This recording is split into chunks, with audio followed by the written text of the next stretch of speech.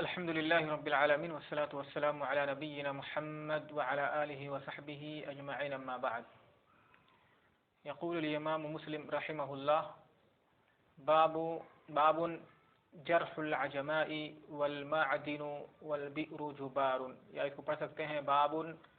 جرح العجماء والمعدن والبئر جبار.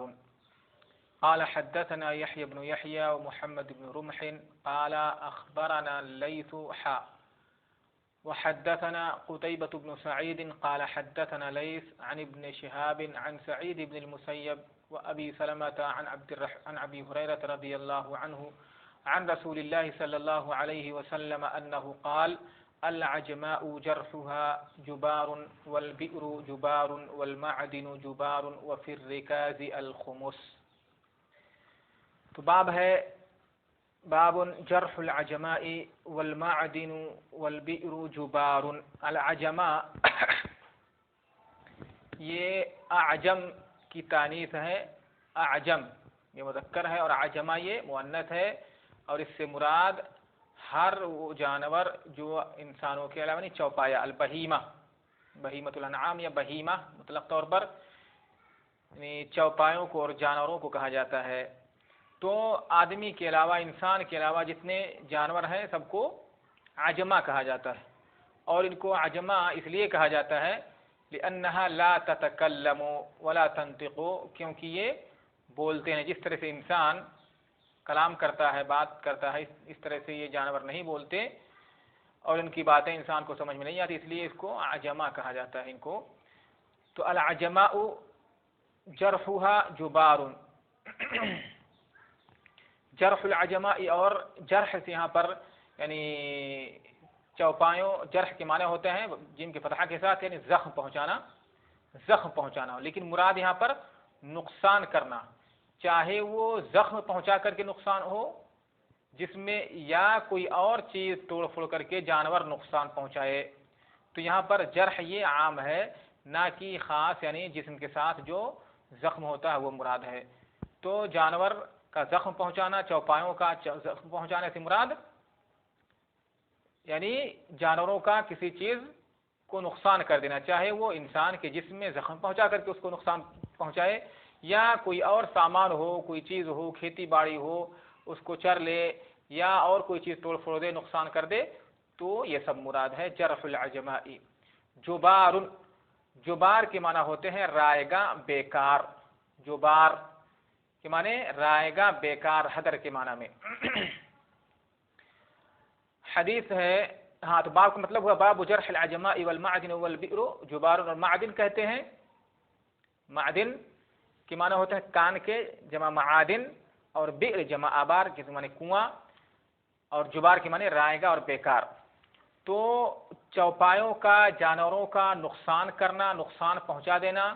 یہ کیا ہے؟ رائے گا اور بیکار ہے. یعنی آدمی جس کا وہ جانور ہے اس چیز کا وہ ضامن نہیں ہوگا، یا کسی آدمی کو زخم پہنچا دے یا نقصان کر دے تو یعنی اس سے قصاص یا دیت نہیں لی جائے گی. اسی طرح سے معدن ہے، کان وغیرہ ہے، جو یعنی جس سے کہ چیزیں، سونے کا کان یا بہت ساری چیزوں، کوئلے کا کان، بہت ساری چیزیں ہوتی ہیں جہاں سے لوگ زمین کو کھود کر کے وہاں سے اشیاء کو نکالتے ہیں، چیزوں کو نکالتے ہیں. تو اگر اس کھدائی میں وہاں پر کوئی اندر کھودنے والا انسان اس کے اندر گر کر مر جائے، یا کوئی باہر سے آ کر کے گر کے مر جائے، یا وہاں پر کام کرنے والے لوگ اس میں دب کے مر جائیں، تو پھر ایسی صورت میں یعنی یہ اس میں کوئی دیت وغیرہ نہیں ہے اس کے مالک پر. یعنی یہ خون، یہ نقصان جو ہے رائے گا اور بیکار ہے. والبئر، اسی طرح سے کنواں ہے، کنویں میں کوئی گر کر مر جائے تو یہ رائے گا اور بیکار ہے. تو باب کا مطلب ہوا جرح العجماء، جانوروں کا نقصان. اسی طرح سے معدن میں کوئی آدمی گر کر کے ہلاک ہو جائے، یا کوئی جانور اس میں گر کر کے مر جائے، یا کوئی اور نقصان ہو جائے تو وہ بھی رائے گا ہے، اس میں اس کی ضمانت مالک کے اوپر نہیں ہے، وہ مالک اس کا ضامن نہیں ہوگا. اسی طرح سے کنواں ہے، کنویں میں کوئی گر کر مر جائے، ابھی اس کی وضاحت کرتے ہیں آگے. تو یہ باب کا مطلب ہے کہ وہ رائے گا ہے. حدیث جو ہے اللہ کے رسول صلی اللہ علیہ وسلم نے فرمایا، ابو ہریرہ رضی اللہ تعالیٰ عنہ کی حدیث ہے کہ العجماء جرحها جبار، کہ جانوروں کے کا نقصان یہ رائے گا ہے. والبئر جبار، اسی طرح سے کنواں، یہ رائے گا یعنی کنویں میں گر کر کے کوئی آدمی یعنی ہلاک ہو جائے، برباد ہو جائے، تو وہ رائے گاہ ہے۔ اللہ کے رسول کی جو حدیث ہے العجماء جرحها جبار، علماء نے کہا اس کو محمول کیا جائے گا کس پر، کہ اگر جانور جو چوپایا ہے، جو جانور ہے، کوئی بھی جانور ہو، اس نے دن میں اگر کسی چیز کا نقصان کیا ہے، ٹھیک ہے، یا رات میں نقصان کیا ہے، لیکن مالک کی کوتاہی اس میں نہیں ہے، مالک کی طرف سے کوئی کوتاہی نہیں ہے، دن میں اگر نقصان کیا ہے اور اگر تو گویا کہ اس مالک جو ہے اس کا ضامن ہوگا، اس نقصان کو بھرے گا، اس کے اوپر اس کو لوٹانا ہوگا۔ اور اگر رات میں اسی طرح سے نقصان پہنچایا ہے تو اگر مالک کی اس میں کوئی کوتاہی نہیں ہے تو ایسی صورت میں بھی مالک اس کا اس نقصان کا ضامن نہیں ہوگا۔ اسی طرح سے جانور نے کوئی نقصان پہنچایا، اس کے ساتھ کوئی نہیں تھا، رات میں اس کے ساتھ کوئی نہیں تھا، تو ایسی صورت میں بھی مالک جو ہے اس جانور کے نقصان کا ضامن نہیں ہوگا۔ یہ حدیث کا مطلب ہے، کیونکہ ظاہر سی بات ہے ایک دوسری حدیث میں اللہ کے رسول صلی اللہ علیہ وسلم نے، علماء نے جو بات کہی ہے دوسری حدیث کی روشنی میں، چونکہ انسان یعنی جو دن میں اگر دن میں یہ جو کھیتی باڑی والے لوگ ہوتے ہیں، مطلب جانور کھیت میں جا کر کے گھس کر کے کوئی چیز نقصان کر دے، تو اپنی چیزوں کی حفاظت کے ذمہ دار لوگ ہوتے ہیں، وہ اپنی چیزوں کی حفاظت کریں۔ اگر جانور جا کے نقصان کر دیتا ہے تو مالک اس کا ضامن نہیں ہوگا۔ ہاں، رات میں جانور گھر پہ آتے ہیں، مالک ان سے دودھ حاصل کرتا ہے یا اس سے فائدہ اٹھاتا ہے، اپنے گھر میں اس کو رکھتا ہے، تو وہاں پر مالک کی ذمہ داری ہے کہ اس جانور کی حفاظت کرے، اس کو باندھ کر کے رکھے۔ اگر رات میں جا کر کے وہ جانور یعنی آدمی اس کو باندھا نہیں، اس کی طرف سے کوتاہی کی وجہ سے جانور جا کر کے کسی کا نقصان پہنچا دیتا ہے، تو پھر ایسی صورت میں وہ مالک، جانور کا مالک، اس نقصان کو بھرے گا، اس کا ضامن ہوگا۔ اور میں نے بتایا کہ یہاں پر جرح سے مراد یعنی صرف جرح ہی، زخم ہی نہیں، بلکہ عام معنی مراد ہے، کوئی بھی نقصان ہو، کسی طرح کا بھی نقصان ہو،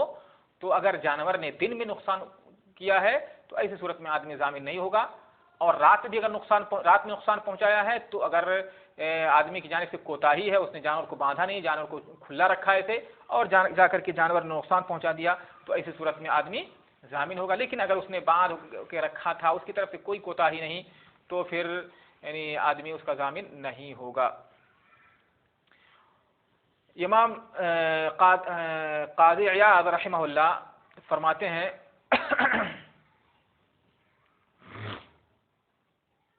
اجمع العلماء على ان جناية البهائم بالنهار لا ضمان فيها اذا لم يكن معها احد فان كان معها راكب او سائق او قائد فجمهور العلماء على ضمان ما اتلفته۔ یہاں پر میں نے جو بتایا ابھی تک کہ دن میں اگر جانور نقصان پہنچاتا ہے تو کوئی ضمانت نہیں ہے، کوئی ضامن نہیں ہوگا، یعنی مالک جو ہے اس کا ضامن نہیں ہوگا اس نقصان کا۔ اسی طرح سے رات میں اگر جانور نقصان پہنچاتا ہے تو مالک ضامن ہوگا اگر اس کی کوتاہی کی وجہ سے ایسا ہوا ہے، اور اگر اس میں اس کی کوتاہی نہیں ہے تو پھر اس کا ضامن نہیں ہوگا، اس کی طرف سے تفریط نہیں ہے تو۔ لیکن ایک بات یہاں پر کہ کہتے ہیں اجمع العلماء على ان جناية البهائم بالنهار لا ضمان فيها، اس میں اجماع ہے اذا لم يكن معها احد، یہ کس صورت میں ہے؟ جب اس جانور کے ساتھ کوئی نہ رہا ہو۔ اگر جانور کے ساتھ کوئی اس کا سوار، اس پہ جو سوار ہے کوئی شخص، یا اس کو ہانک کر لے جانے والا کوئی ساتھ، اس کو چرانے والا، اس کی دیکھ ریکھ کرنے والا آدمی اس کے ساتھ، جانوروں کے ساتھ موجود ہے، اور اس کی موجودگی میں جا کر کے جانور کسی کے کھیت میں یا کسی شخص کو نقصان پہنچا دے، تو پھر ایسی صورت میں وہ مال جو ہے، وہ شخص جو ہے وہاں پر جو موجود ہے وہ اس کا ضامن ہوگا۔ اور اگر اس نے کسی کو نقصان پہنچانے، کسی انسان کو نقصان پہنچایا، جیسا کہ علماء نے ذکر کیا، اگر کسی آدمی کو نقصان پہنچا دیا، مثلا جانور نے کسی کو مار ڈالا، مر گیا، یا اس کا ہاتھ پیر ٹوٹ گیا، تو پھر اس کی دیت جو ہے اسے جو وہاں جانور کے ساتھ جو شخص موجود تھا اس پر دیت واجب ہوگی، اور اس کے جو ورثہ ہوں گے ان پر اس کی دیت واجب ہوگی۔ لیکن اگر نقصان یعنی کسی دوسری چیز کا ہوا ہے تو پھر یعنی جو ہے کفارہ وغیرہ مسئلہ ہے یا اور کوئی چیز ہے تو پھر جو اس کے ساتھ جو شخص موجود تھا اسی کے ذمے ہوگا صرف.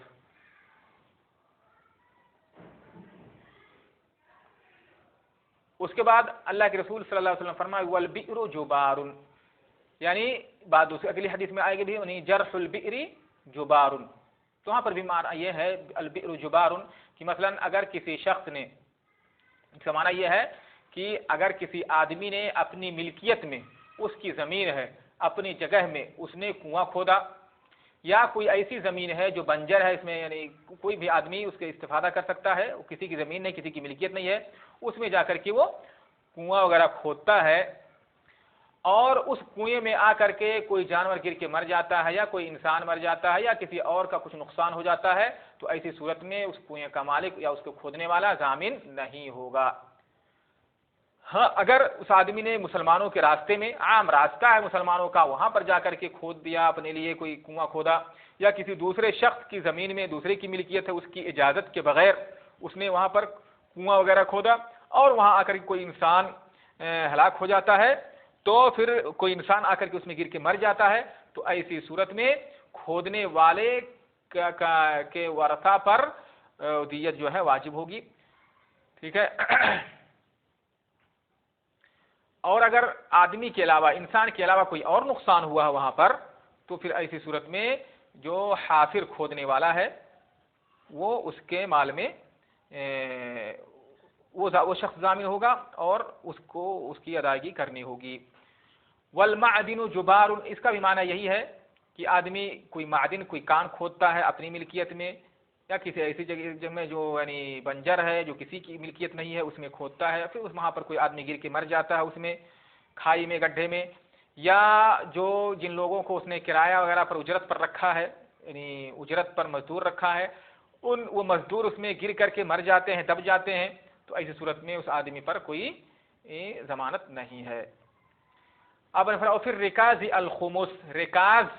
کہتے ہیں دفین الجاہلیہ، یعنی جو زمانے جاہلیت میں، دور جاہلیت میں یا پرانے زمانے میں جو خزانہ وغیرہ زمین میں اس طرح سے لوگ دفن کر دیتے تھے، رکھتے تھے، تو اس طرح کا خزانہ اگر کہیں زمین میں مل جائے تو جو زمین سے جو خزانہ نکلتا ہے اسی کو کیا کہتا ہے؟ رکاز. رکاز. اور رکاز کا اصل معنی جو ہوتا ہے اس کا لغت کے اندر ہوتا ہے ثبوت، کسی چیز کا کہیں پر ثابت ٹھہرنے کے معنی میں، ثبوت کے معنی میں رکاز آتا ہے. اور رکزہ کے معنی ہوتے ہیں عام طور سے یعنی دفن کرنا، کسی چیز کو ثابت کر دینا، دفن کر دینا، یہ رکزہ کا اصل معنی. تو رکاز سے مراد جو خزانہ مدفون، خزانہ زمین کے اندر کہیں مدفون ہو، جو نکلے ملے، اسی خزانے کو رکاز کہا جاتا ہے. تو آپ صلی اللہ علیہ وسلم نے فرمایا وَفِي الرِّكَازِ الْخُمُسِ، اور رکاز میں یعنی اگر کسی شخص کو زمین میں کہیں پر اس طرح سے کوئی خزانہ نکلتا ہے، چاہے کہیں سے بھی اس کی زمین میں، اپنی زمین میں کہیں سے خزانہ پاتا ہے، اور پرانے زمانے کا کوئی سونا چاندی یا کوئی بھی چیز اس طرح سے خزانہ نکلتا ہے، تو اس میں کیا ہے؟ الخمس ہے، یعنی 1/5 حصہ اس میں سے اس کو بیت المال میں دینا ہوگا، مسلمانوں کا کو دینا ہوگا، یعنی مسلمانوں کا جو بیت المال ہے اس میں جمع کرنا ہوگا. یعنی باقی جو 4 حصہ ہوگا، 5 حصہ اس کا لگائے گا آدمی، جو بھی خزانہ نکلے گا اسی وقت اس میں سے اس کو 5 حصہ کرے گا، اور 5واں حصہ یعنی 5 حصہ میں سے 1 حصہ وہ بیت المال کو دے گا، اور باقی جو 4 حصہ ہوگا وہ جو رکاز جس کو ملا ہے، جس نے حاصل کیا ہے، اس کا ہے وہ.